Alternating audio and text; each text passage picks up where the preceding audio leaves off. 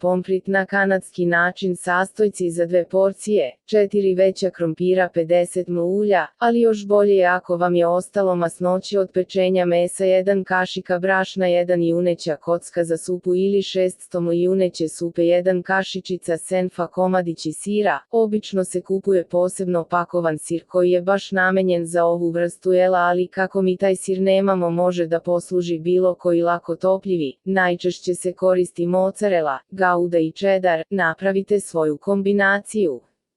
Priprema: očistiti i iseći na deblje prutiće krompir. Zagrejati ulje pa spustiti prvu turu krompira da se prži.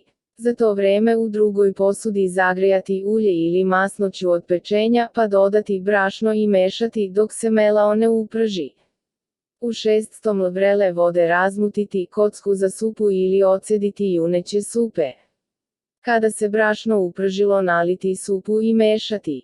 Sos treba da je redji. Dodati kašičicu senfa i izmešati. Krompiriće ocediti od masnoće, staviti na tanjir pa preko staviti komadiće sira, a zatim preliti sosom. Paziti da ne prelijete sa previše sosa jer će krompir otpustiti i neće biti više hrskav.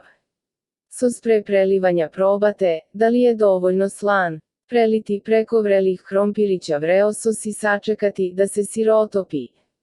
Ukoliko ne uradite sve na vruće, sir se neće otopiti. Možete staviti u mikrotalasnu na najjaču temperaturu kratko da bi dobili ovaj efekat.